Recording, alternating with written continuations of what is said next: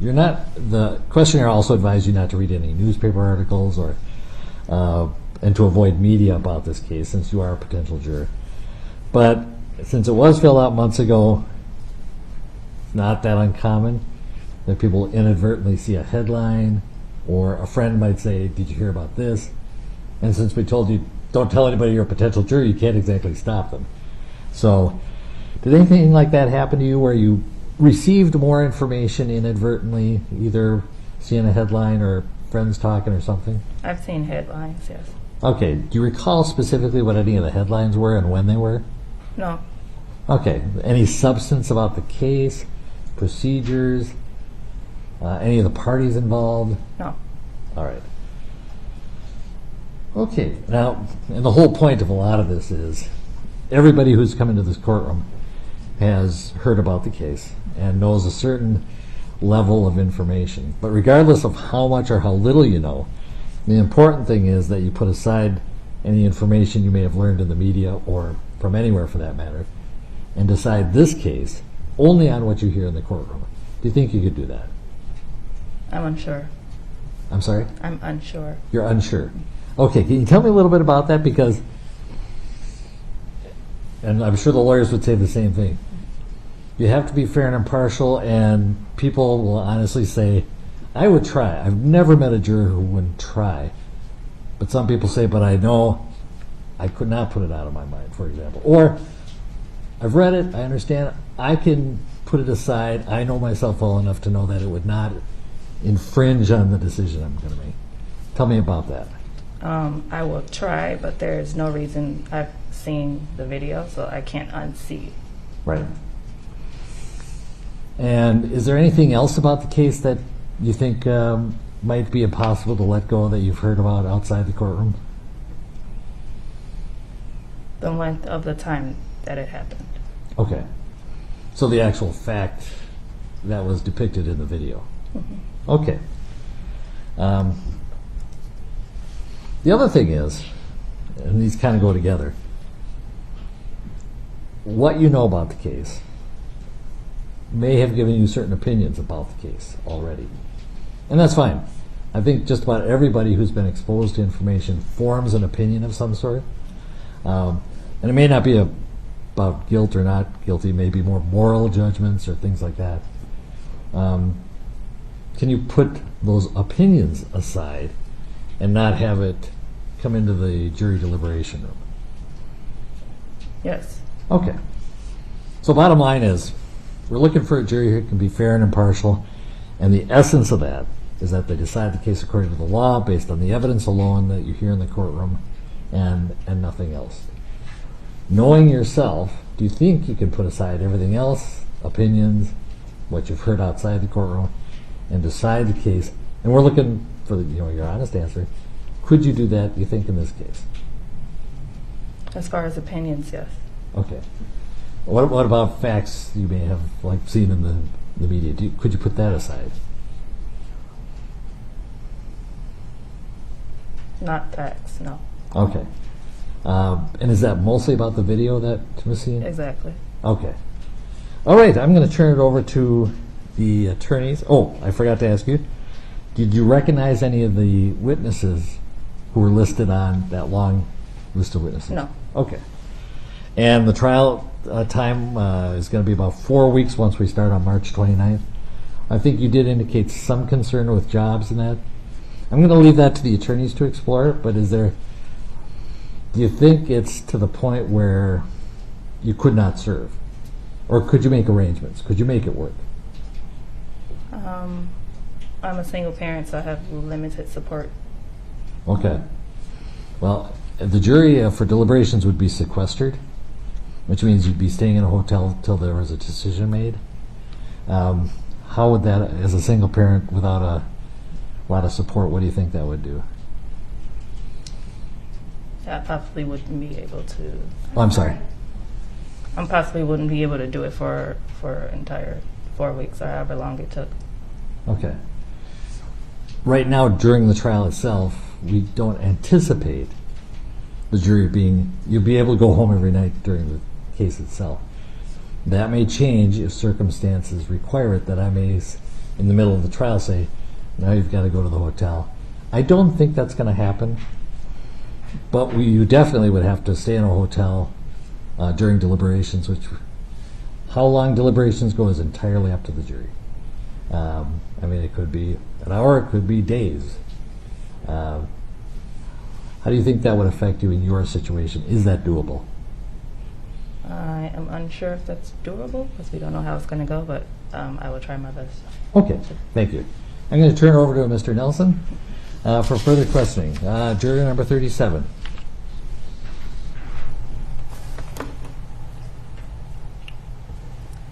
Good morning, ma'am. Good morning. And I should say, if you feel comfortable, you may remove your mask if you'd like. We have plexiglass, and I'm going to keep my mask on. But totally up to you. If you feel more comfortable keeping the mask on, feel free to do so. Okay. How are you today? Good. Good. I was having a little trouble hearing a couple of your answers, and unfortunately, I don't think that microphone moves. So if you could get a little closer, that may help. Thank you so much. And thank you for coming down here. I think you were here yesterday as well and back down here today. So I just want to thank you for your patience. Sometimes these things take a little bit longer. So here's what I'd like to do is ask you some kind of general questions and about just to get to know you a little bit better, a little bit more about your life. And then I'm going to focus on some of your answers to the questionnaire. Would that be okay with you? Yes. Okay. So, juror number 37, let's assume you and I met at a party or some social event. What are a few things you would want me to know about you when I walked away from that conversation? Nothing personal, maybe my name, age. This completely unrelated to this case. We're just two strangers who bump into each other in a social situation. You wouldn't want me to know anything about you? No. Why? Because you're a stranger. Okay. How do people go from being strangers to friends? By conversation. Okay. Would you entertain a conversation with me? Yes. Okay. So, again, I get, let me just say, are you nervous today? No. Okay, good. I promise you that I'm not trying to trick you or anything like that. I just need to know a little bit more about you so we can see if you're the right. Understand? I'm going through the same process with every single person. Understood. Okay. So, I'm not asking you to reveal personal details about your life here either, okay? But we do have to pry a little bit. So again, take all of this out of the equation, right? My friend and your friend are friends, and they introduce us. We're sitting there. We're two people. We're talking. What would I walk away knowing about you? What's important to you? Probably that I am a mother. A little bit about my career. Probably where I'm from.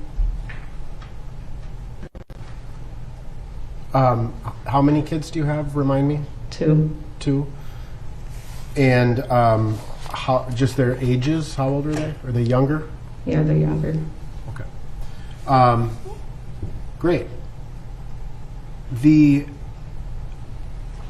You received, as I understand, a letter from Hennepin County saying you were going to have jury duty, right? Correct.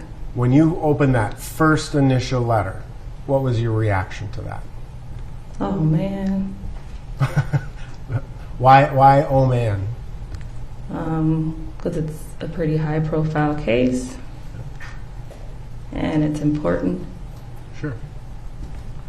And again, everybody who has come in here has heard about this case and has had a somewhat similar reaction. So it's great. So were you concerned about your security or your safety when you read that? Yes. Okay. Can you explain to me a little bit more about that? With a high-profile case, I know everything becomes public. So depending on what's ruled, that could be a problem later on down the line or even in the process. Okay. And so you would be concerned that people would learn your identity. And again, we're trying everything we can to not let that happen. But you'd be concerned then for your personal well-being? Yes. Okay. As well as your children, I'm assuming, too. Of course. Now, when you came downtown yesterday and you saw the situation outside, you know, the military and the police and the fence and all of that, did that raise your level of concern or make you feel safer? I felt safe, but it also raised my level of concern. Okay. How so? Just seeing the action that needed to be taken. But once I got here, I felt safe. Okay. So I missed one sentence in there because I was trying to get comfortable, which is hard to do here. You said something about the actions being taken. Just seeing the level of action that needed to be taken in order to just do this part of the case. Okay, gotcha. And then once you got inside the building, you felt safe and... Correct. Good. When you heard yesterday that your face isn't going to be on TV, did that make you feel safer? No. Okay. Are you concerned about that? About the fact that this is being televised? No. Okay. So can you tell me about a situation or think about a situation in your personal or your professional life where you have been called upon to resolve a dispute between two people? Yes. Okay. So how do you go about that process in your personal life? How do you resolve a dispute between two people? Well, I want to hear both parts of the story and make a decision on who was wrong and who was right. Okay. And explain my reasoning. All right. And how you listen to both sides of the story, right? Are there any other steps or tools, so to speak, that you think that you could use to help decide right or wrong?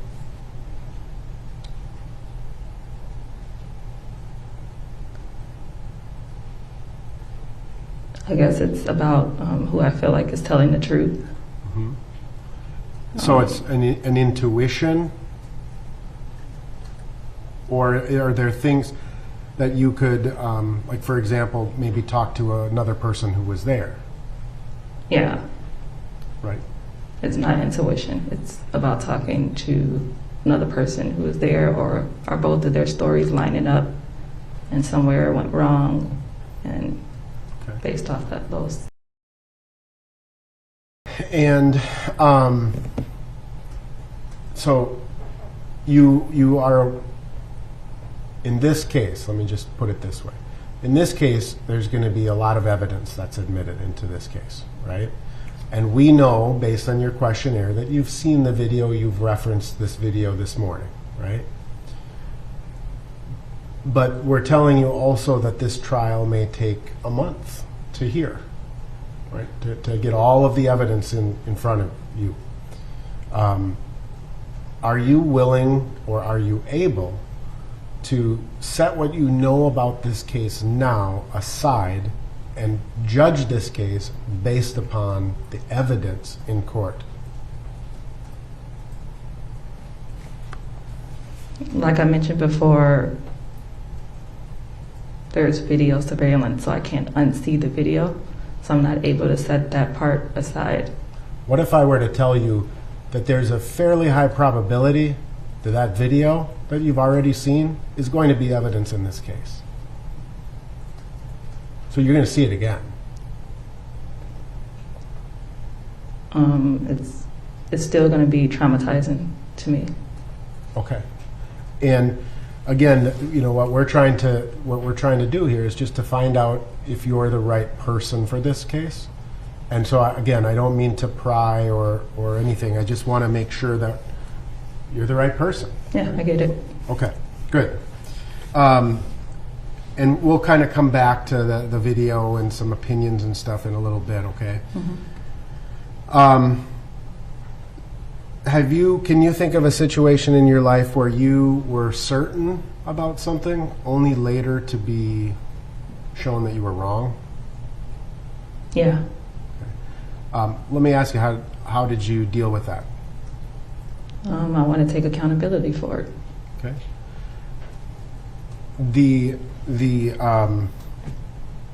Are you the type of person that's willing to re-examine your own views? Or are you the type of person who, once you've made up your mind is made up?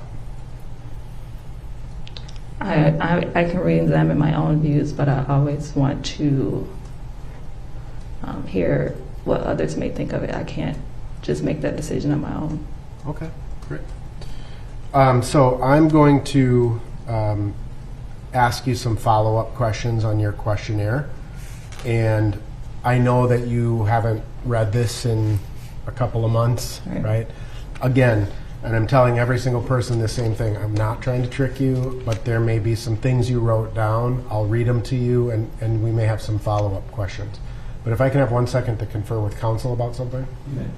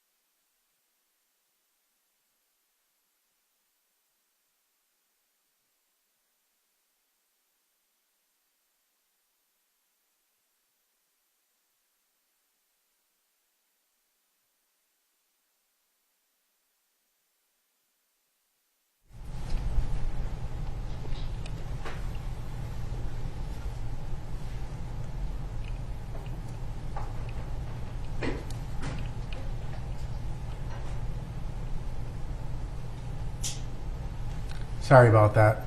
It's kind of weird to know we're talking about you, huh? I had to clarify something with Mr. Slisher, who is one of the attorneys for the state. When the judge was asking you beforehand about what you wrote in here and how your views may have changed since then, I believe that you said your views have evolved since you filled this out. They may have, yes. They might have. Yeah. Okay. Nothing specific or nothing like kind of global, but as we go through this, there may be things that you've changed your view on. Exactly. Fair enough. And we all know that, again, everybody wrote this like in December, I think, and it's now March, and one person so far has actually kept a copy of it. So, all right. Okay. So you said before that your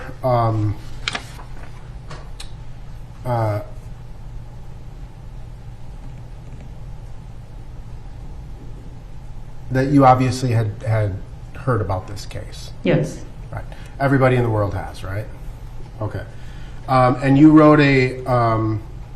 wrote kind of a dissertation or a lengthy paragraph about what you had seen or what you had heard in the news, and I appreciate that.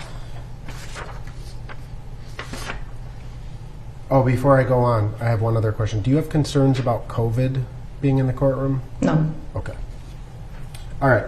So one of the questions is that from what you have seen, read, or heard, do you have a general impression of the defendant? That's Mr. Chauvin. And it gave you a series of choices from very negative, somewhat neutral, somewhat positive, very positive, or other. And you selected very negative. Correct. All right.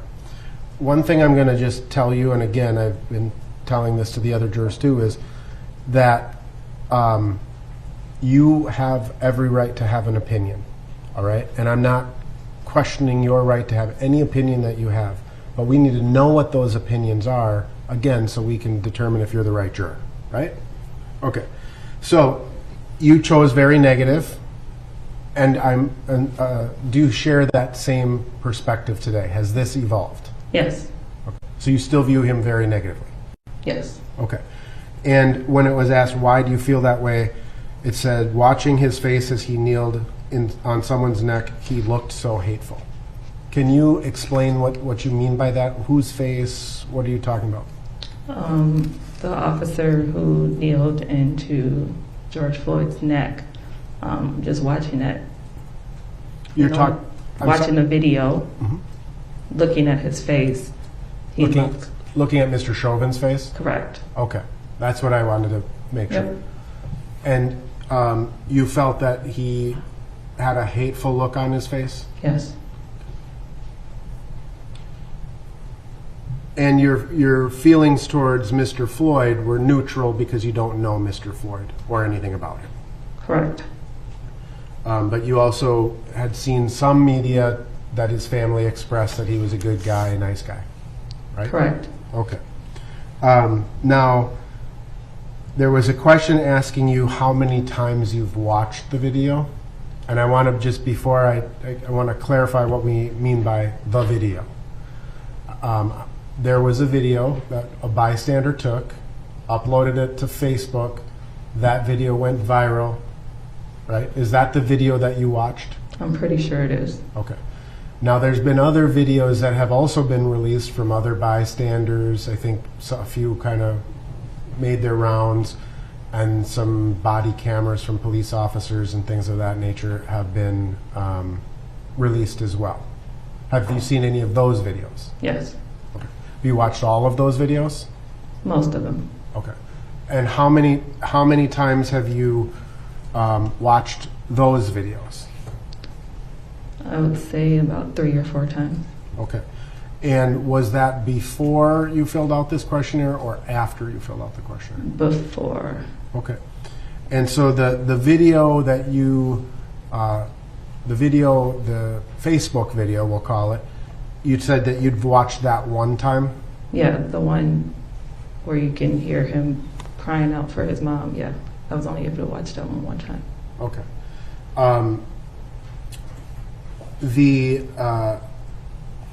But you have watched the other videos more times. Correct. Okay. And then in terms of that Facebook video, I presume you've seen snippets here and there on the news if you walk past the TV and it's on? Yes. Is that fair to say? Yes. And so you may have seen smaller segments of that video here or there, right? Correct. Okay. But as far as watching that Facebook video from start to finish one time, right? Correct. And you said something that you also wrote in your questionnaire that about your conversations with your friends and family members and colleagues, that you've had conversations with those types of people, right? Yes. And you wrote that you cried hearing him call for his mother during his last minutes of life. Yes. So that you had a very strong emotional response to that, Yes. right? And I think you've referenced both here today and elsewhere in your questionnaire that once you see that, you can't unsee it. Correct. One of the questions in the questionnaire asks you about your ability to view graphic or otherwise sensitive material. Are you okay with that? No. So you may have to watch that video again here in court. Would you be okay with that? In that case, yes. But other graphic stuff like medical photographs or things of that nature, you would not want to look at? I don't want to, but if the need is here, then I will. Okay, all right. That's what I needed to find out.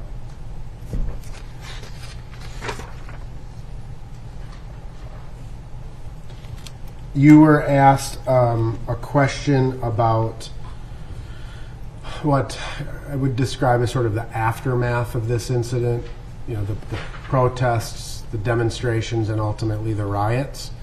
And you were asked whether you thought they were positive or negative.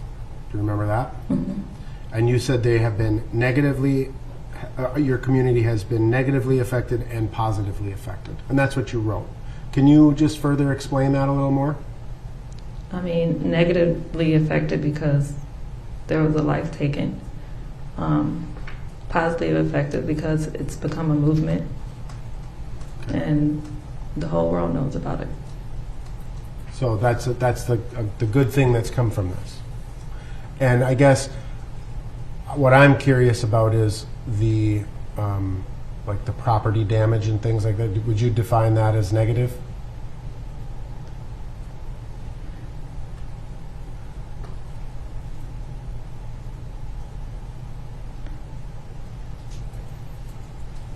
I feel like if that was what needed to happen in order for this to be brought to the world's attention, then that's what needed to happen.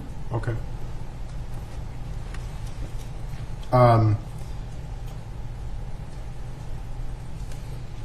The question that comes after that is, no matter what you have seen or heard about this case, and no matter what opinions you might have formed, can you put all of that aside and decide this case only on the evidence you receive in court, follow the law, and decide the case in a fair and impartial manner?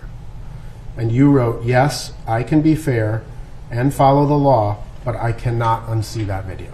Right? Correct. So the video has had a really pretty profound impact on you, right? Mm-hmm. And Yes. sorry. So this is the really kind of the question at hand, right?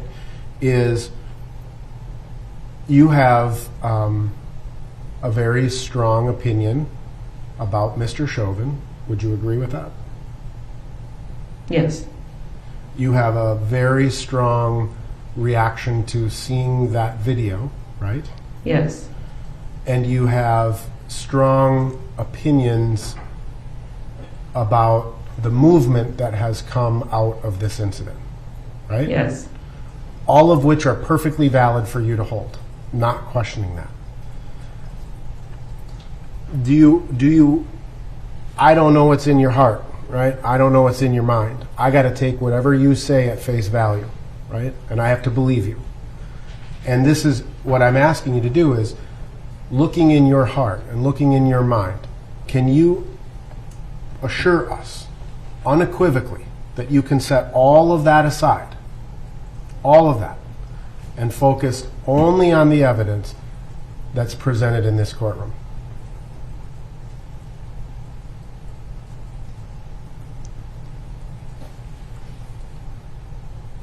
I can assure you, but like you mentioned earlier, the video is going to be a big part of evidence. And there's no change in my mind about that. So you have formed an opinion specifically as to whether Mr. Chauvin is guilty of this case? I have not. you have formed an opinion about what transpired on that video. Yes. And there's nothing that can change your opinion. No. Would the court like to inquire further? No. The state like to inquire. Yes, sir. Okay. As to this issue? Ask me to proceed.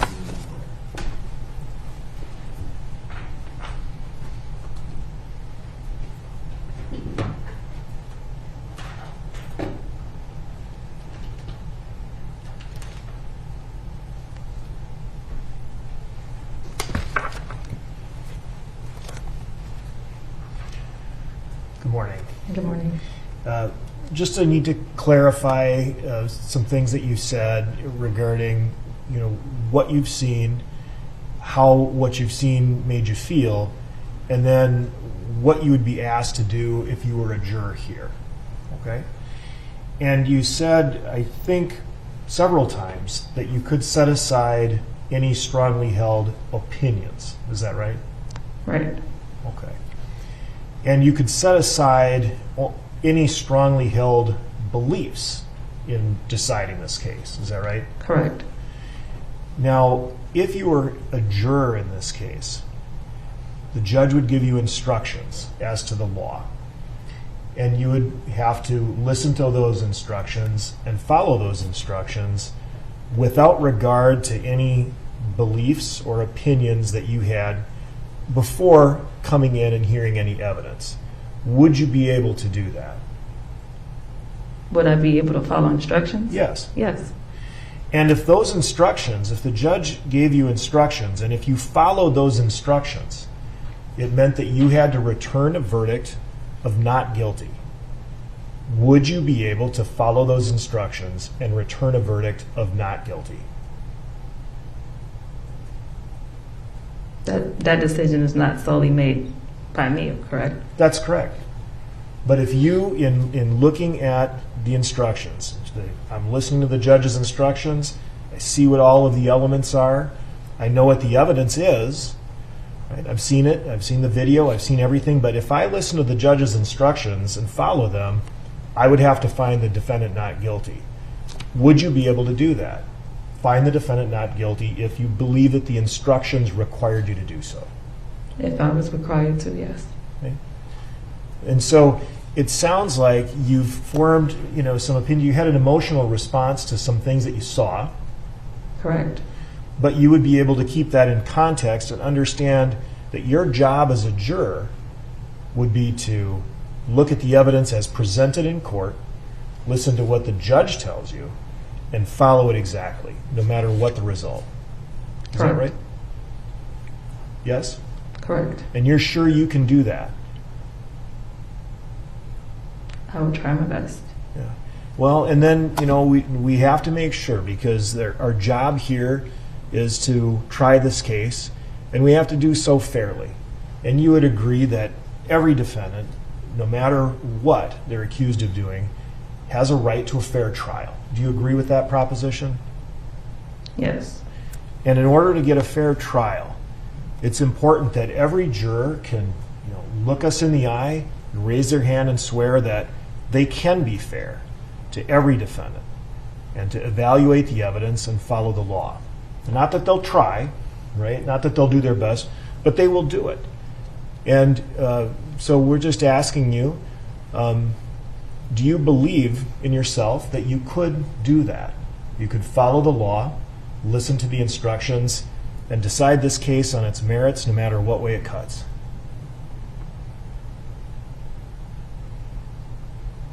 Yes. Nothing further, Your Honor. I'm going to follow up with a question. I want to make sure you understand that sometimes jurors come in and they think that if they give a certain answer, if they say, I can't be fair and impartial in this case, that's somehow a failure. It's not.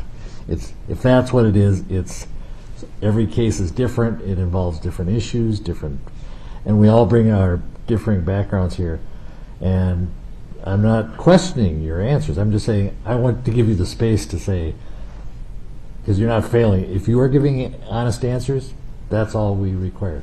There's no failure in saying fair and impartial. And if that's what you want to say, I absolutely accept it. Don't get me wrong. I just want to give you the space to be able to say one way or the other. Do you think that I'm going to focus on one issue, and that's the presumption of innocence? The defendant is presumed, as I told you yesterday, the defendant is presumed innocent of the charges made. And the fact that he's on trial cannot be held against him, or the fact that he's been charged. Do you think you could do that, is presume that he is innocent as you enter the courtroom? I wouldn't like that verdict, but Okay, so if it was not guilty, but right now you're supposed to, as opposed to at the end of the case, right now you're supposed to presume he is innocent. And you said something about you can't unsee that video. Perfectly legitimate observation. Do you think with that it would be hard for you to presume the defendant innocent during the trial? I do. All right. Sidebar.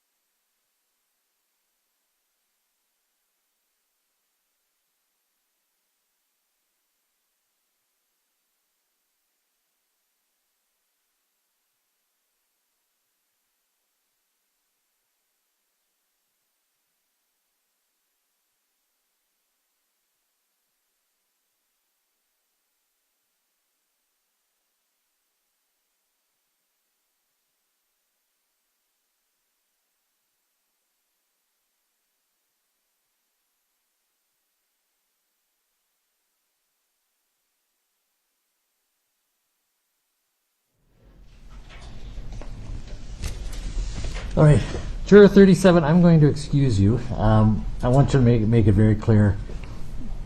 As I said before, we're not doubting your fairness or impartiality. I think there are some legitimate concerns you have that I want to honor. And so I'm going to release you at this time. Thank you for filling in the questionnaire and being as open as you were. And you are released from jury service for this term, so you don't have to report anywhere unless we give you a summons maybe years from now. Thank you so much. Thank you. We're going to take our morning break at this time. Let's reconvene at 11. We'll make a record of